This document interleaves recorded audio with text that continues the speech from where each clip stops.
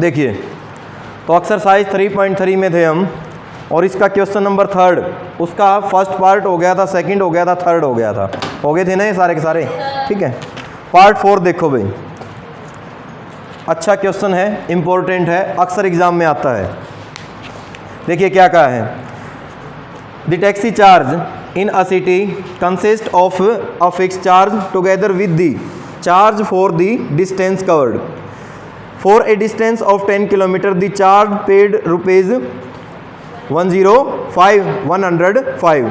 उसने कहा कि एक टैक्सी का किराया, एक तो है हमारे पास नियत शुल्क जिसको हम फिक्स चार्ज बोलते हैं, और एक है हमारे पास एक्स्ट्रा चार्ज, अतिरिक्त किराया। मतलब जैसे फिक्स नहीं कर देते हैं भाई, आपने जो है यहाँ से लेकर रोहतक तक जाना है, आपका किराया सपोज करो कोई भी टैक्सी आपने कैब वगैरह बुक किया आपने, उसने फिक्स कर दिया कि यहाँ से रोहतक जाएंगे तो 1000 रुपये लगेगा ही लगेगा, ये तो हो गया आपका फिक्स चार्ज। उसके बाद अगर आप जैसे ही 1 किलोमीटर आगे जाते हैं तो वो बोलता है कि पर किलोमीटर आपका किराया 50 रुपये 100 रुपये एक्स्ट्रा लगेगा। तो ये 2 चीज़ें हैं बस, ठीक है।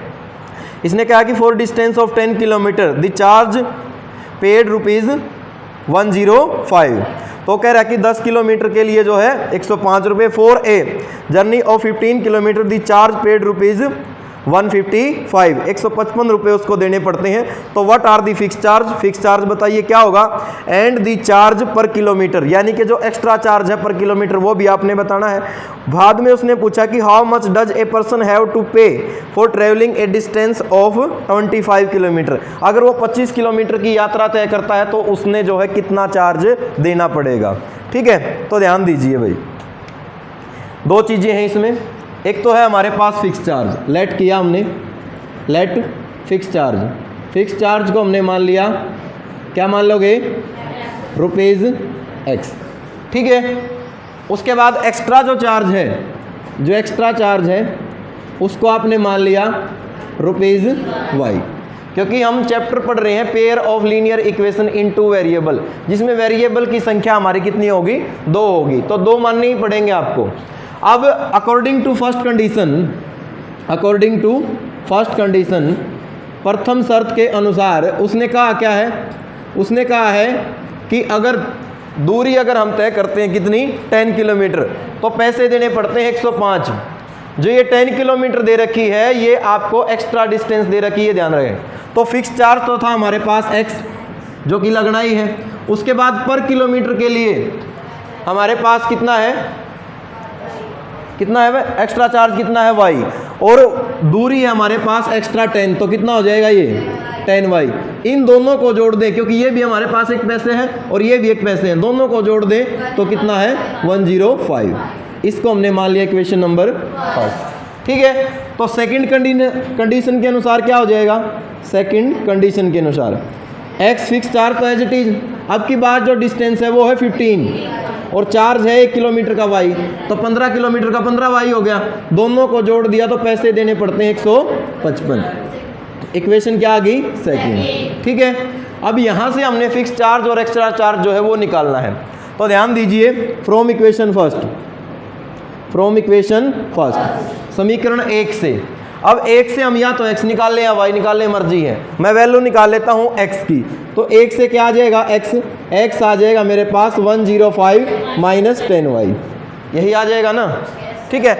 अब ये वैल्यू यहाँ से उठा के मैंने सेकंड में रखनी है, तो put x is equal to 105 minus 10y in equation second, ठीक है। तो सेकंड में हमने रखा कितना हो गया बोलो, 105 minus 10y plus 15y is equal to 155।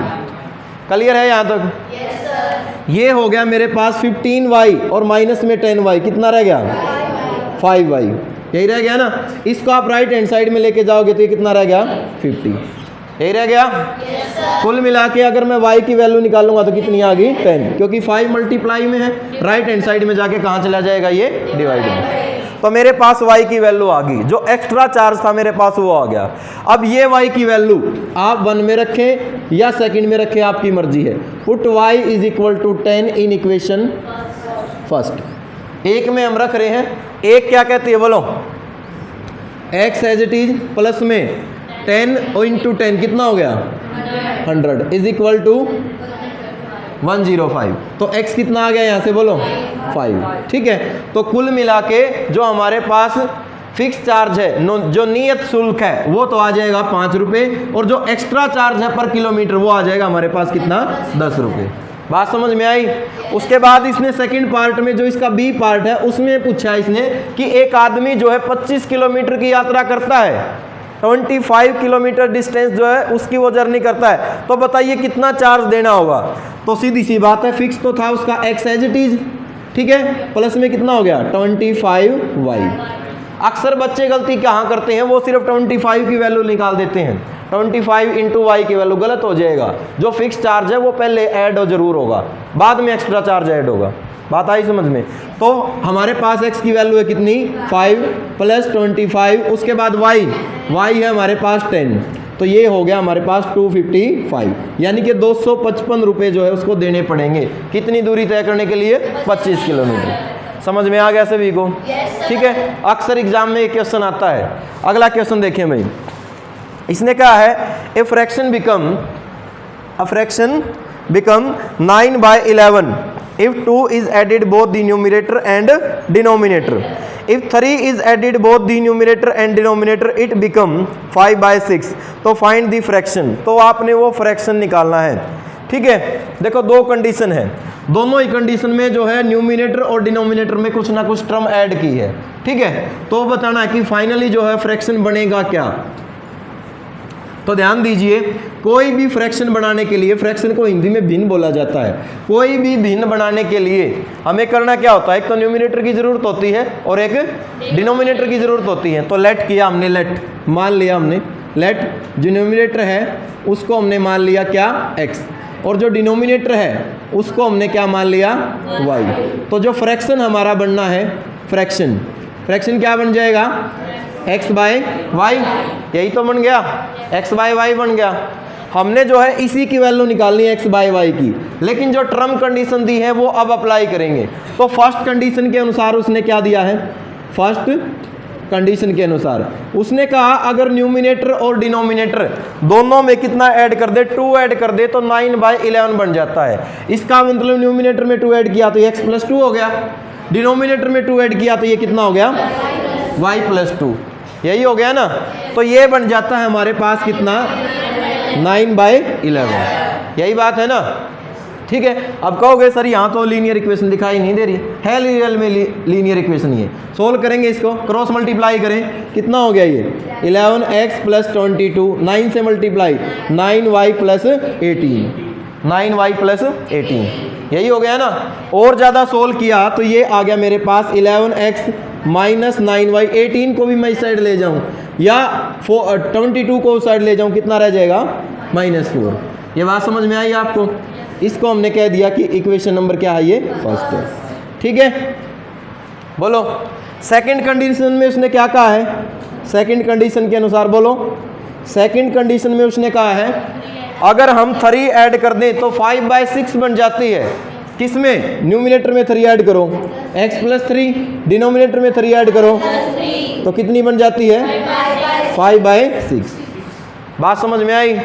Cross multiply करो, कितना हो गया 6x + 18, क्रॉस मल्टीप्लाई करो 5y + 15, उसके बाद 6x as it is, y को इस साइड ले आए, -5y, 18 को उस साइड ले गए तो कितना रह गया, यही रह जाएगा -3। ठीक है, क्योंकि 15 में से 18 अगर हम घटाएंगे तो -3 आ जाएगा।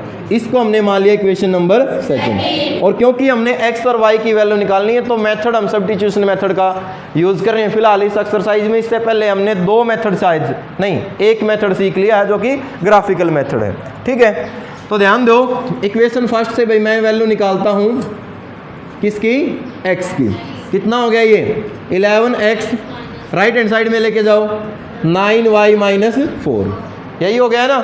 और यही तो हो गया, ठीक है, माइनस के 9y है, राइट हैंड साइड में जाएगा प्लस के 9y होगा, -4 हुआ as it is, x as it is 9y - 4 और डिवाइड में कितना आ गया 11, यही आ गया ना। ठीक है, सेकंड में रखो तो सेकंड में रखा 6 एज इट इज, x की वैल्यू बोलो 9y minus 4 divide 11 minus 5y is equal to minus 3। ठीक है, काम वही करना है, कुछ नहीं है इसमें, बस थोड़ा कैलकुलेशन का आपने ध्यान रखना और कुछ भी नहीं है। तो ध्यान दीजिए, इसके डिवाइड में कुछ नहीं है 1, इसके डिवाइड में कुछ नहीं है 1, मैंने पूरे कैल्शियम ले लिया भाई 11, यहाँ से तो 11 कैंसिल हो गया। ठीक है, 6 के अंदर मल्टीप्लाई करो, कितना हो जाएगा 54y, यहाँ पर कितना हो गया 24। अच्छा 11 की 5 से मल्टीप्लाई करो, यही हो जाएगा ना। 11 की मल्टीप्लाई 3 से करो, बिकॉज जो एलसीएम मैंने लिया है वो राइट हैंड साइड और लेफ्ट हैंड साइड दोनों का कंबाइन लिया है, तो दोनों तरफ से जब हम एलसीएम लेते हैं वो कैंसिल हो जाता है, पता है ना इस बात का। तो ये हो जाएगा मेरा कैंसिल, कितना रह गया 55y में से कितना घटाओगे आप, नहीं 54 में से 55 घटाओगे माइनस y रह गया। इसको आप राइट हैंड साइड में लेके जाओ तो 24 हो गया प्लस का और माइनस में 33, और दोनों तरफ का एलसीएम जो 11 था वो कैंसिल हो जाएगा। क्लियर यहाँ तक। उसके बाद माइनस y तो एज इट इज, और ये कितना रह गया बोलो, कितना रह गया 11 14, हाँ विद नेगेटिव साइन, यही रह जाएगा ना। तो माइनस से माइनस हो गया मेरे पास कैंसिल, और जो y की वैल्यू है वो आ गई 9। ठीक है, अब ये y की वैल्यू 9 आप फर्स्ट में रख लें या सेकंड में, फर्स्ट में रख रहे हैं, कितना हो गया 11x माइनस में 9 और y की वैल्यू भी 9 आई है, इज इक्वल टू कितना -4, यही है ना। और ज़्यादा सोल्व किया तो ये हो गया 11x कितना हो गया 81, इसको राइट हैंड साइड में लेके जाओ, प्लस 81 हो गया -4, कितना रह गया बोलो, कितना रह गया 77, और x कितना आ जाएगा 7। तो जो रिक्वायर्ड फ्रैक्शन था जिसकी हमें ज़रूरत थी, रिक्वायर्ड फ्रैक्शन जिसकी हमें ज़रूरत थी, तो रिक्वायर्ड फ्रैक्शन की अगर मैं बात करूं तो वो है मेरे पास x/y, और x की वैल्यू निकली है मेरी 7 और y कितना है 9। ठीक है, तो ये वैल्यू आ जाएगी, आंसर आ जाएगा। अगर आपको डाउट लगे एग्जाम में, आपके पास टाइम और डाउट लगे कि कहीं मेरा आंसर गलत तो नहीं है, तो इनमें पुट करके देख लिया करो, सेटिस्फाई करेगा। रख के देखो, 7 और 2 9 तो 9 ही आना चाहिए, उसके बाद 9 और 2 11 तो 11 ही आना चाहिए। सेकंड में रख के देख लो, ठीक है ना, कितना हो गया 7 और 3 10, 9 और 3 12। ठीक है, इसको सिंपल फॉर्म में लिखो, 2 से कैंसिल हो रहा है 5 और ये 6, कभी कंफ्यूज हो जाओ कि सर बात तो वही है ये, ठीक है ना, लेकिन इसकी सिंपल फॉर्म इन्होंने बना के लिख रखी है। ठीक है, अब 5 बटे हमारे पास 5/6 है, उसको 10/12 लिख सकते हैं। ठीक है, उसको 15/18 लिख सकते हैं, 20/24 लिख सकते हैं। बात आ रही है समझ में, लेकिन बात वही है। लास्ट क्वेश्चन भाई, लास्ट पार्ट है इसका, क्वेश्चन नंबर है हमारा 3rd चल रहा है ना, 3rd का लास्ट पार्ट देखिए क्या कहा है इसने कि 5 years hence, hence का मतलब वो बाद की बात कर रहा है, 5 years लेटर दे दे, ठीक है, hence दे दे, इसका मतलब बाद की ही बात कर रहा है वो। The age of Jacob, Jacob बोलोगे या Jacob, Jacob will be 3 times that of his son. तो देखो क्वेश्चन में हमारे पास एक तो जैकब है और एक जो है उसका बेटा है। 5 years ago, इसका मतलब वो पहले की बात कर रहा है, अगो वर्ड आ गया तो उसने कहा कि Jacob is age was 7 times that of his son, उसके पुत्र की आयु की 7 गुना थी, लेकिन कब, पहले की बात कर रहा है वो। ठीक है, उसके बाद उसने कहा कि what are their present age, तो बताइए दोनों की प्रेजेंट एज क्या होगी। पहले भी कई बार ऐसा क्वेश्चन आया है ना।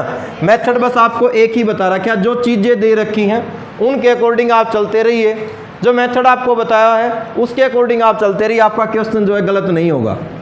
देखो क्या करेंगे, दोनों की प्रेजेंट एज मान लेते हैं कि आज वो कितने साल के हैं, दोनों के दोनों ही। ठीक है, मान लिया हमने प्रेजेंट एज, लेट किया, let present age of Jacob, क्या मान ली,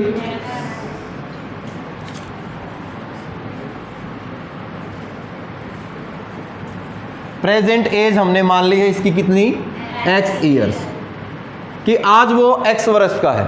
ठीक है, उसके बाद present age of his son, उसके पुत्र की जो आयु है आज वो हमने मान ली कि वो आज y साल का है। ठीक है। तो बात स्टार्टिंग में जो उसने पहली लाइन को पढ़ो ध्यान से, उसने कहा कि 5 ईयर्स हेंस, कि 5 साल बाद उनमें कुछ रिलेशन बनता है। तो हम लिखेंगे यहां पर 5 ईयर्स हेंस, ठीक है, कोमा लगा के, एज ऑफ जैकब क्या हो जाएगी बोलो, 5 साल बाद। आज वो x का है तो 5 साल बाद कितने का होगा, ठीक है भाई। आज मेरी उम्र 30 साल है तो 5 साल बाद मैं 35 का हो जाऊंगा। कब, जब मैंने 30 में 5 को ऐड किया है, ठीक है, वैसे 30 नहीं है। उसके बाद उसके पुत्र की आयु 5 years hence, age of his son, उसके पुत्र की आयु क्या हो जाएगी, y प्लस। कंडीशन क्या लगाई है, उसने कहा कि 5 साल बाद जो उसके पुत्र की आयु है उसका 3 गुना होगा। कौन होगा, जैकब। तो ये हो जाएगा हमारे पास अकॉर्डिंग टू क्वेश्चन, यानी कि जैकब की जो आयु है x प्लस 5, पुत्र की आयु y प्लस 5 और इसका 3 गुना। बात समझ में आई। 3 टाइम क्या तो 3 से कर देंगे, 4 कहता 4 से कर देते, 5 कहता 5 से कर देते, 7 कहता 7 से कर देते, ठीक है। सोल्व करो, x प्लस 5 ये एज इट इज कितना हो गया, 3y प्लस 15। और ज़्यादा सोल्व करोगे तो x minus 3y is equal to 10, equation number first, ठीक है। अगली लाइन पढ़ो, क्या कहा है उसने कहा कि 5 ईयर्स अगो, अब की बार जो एज है वो 7 टाइम, लेकिन पहले की बात कर रहा है तो 5, आपसे पूछूंगा अब मैं, बताना है आपने, 5 years ago the age of Jacob क्या होगी बोलो, x माइनस 5। पहले की बात करें तो उम्र घटेगी, बाद की बात करें तो उम्र ऐड होगी। 7 ईयर्स बोला है क्या, 5 ईयर्स एगो बोला है, 7 तो टाइम बोला है, ठीक है। तो x माइनस 5, कोई नहीं, गुस्ताखी माफ हो हजूर, हो जाती हैं गलतियां। 5 years ago the age of his son की जो एज है वो हो जाएगी y minus 5। According to question उसने कहा है कि जो जैकब की एज है वो है 5 साल पहले x माइनस 5, पुत्र की आयु है y माइनस 5, लेकिन इसकी आयु का वो 7 गुना था, यही कहा है ना। yes, तो इसको सोल्व करोगे तो ये आ गया x माइनस 5, 7y माइनस 35, और ज़्यादा सोल्व किया तो x minus 7y is equal to minus 30, equation number second. तो 1 और 2 से x और y की वैल्यू निकालनी है, मेथड सब्स्टिट्यूशन ही चलेगा। तो फ्रॉम इक्वेशन फर्स्ट आपने एक चीज़ लिखनी है, मैं कई बार लिखवाता नहीं हूँ, आपने सारी चीज़ लिख के चलनी है, ठीक है। जैसे पहले वाले क्वेश्चन में ऐसा नहीं लिखा था फ्रॉम इक्वेशन फर्स्ट या पुट वगैरह, ये सारी चीज़ आपने लिखनी है। तो फ्रॉम इक्वेशन फर्स्ट तो x हो गया हमारे पास कितना, 3y, और प्लस में कितना हो गया 10, 3y प्लस में कितना हो गया 10। ये y की वैल्यू आप पुट करोगे, x की वैल्यू किस में, सेकंड में। तो सेकंड में हमने रखा तो ये हो गया 3y plus 10 minus 7y minus 30। तो 3y माइनस में 7y माइनस में 4y माइनस 30, ये भी उस साइड जाके माइनस, तो माइनस 40, यानी कि 2 नेगेटिव टर्म हो, दोनों ऐड हो जाएंगे लेकिन साइन नेगेटिव का रहेगा, ये ध्यान रखना आपने। तो माइनस से माइनस क्या हो गया, कैंसिल। तो y की जो वैल्यू है वो आ गई मेरे पास 10, ठीक है। अब ये y की वैल्यू 10 आप फर्स्ट में रखें या सेकंड में, वो आपकी मर्जी है। तो put y is equal to 10 in equation first. तो फर्स्ट में हमने रखा, फर्स्ट हमें कहता है x as it is, 3 as it is, y की वैल्यू है 10 और इज इक्वल टू 10, यही है ना। कितना हो गया यहाँ पर, माइनस 30, राइट हैंड साइड में लेके जाओगे तो प्लस 30, तो कुल मिला के x आ गया हमारे पास 40। तो जो जैकब है वो तो है 40 साल का, उसका पुत्र है 10 साल का, 5 साल बाद ये 45, ये 15।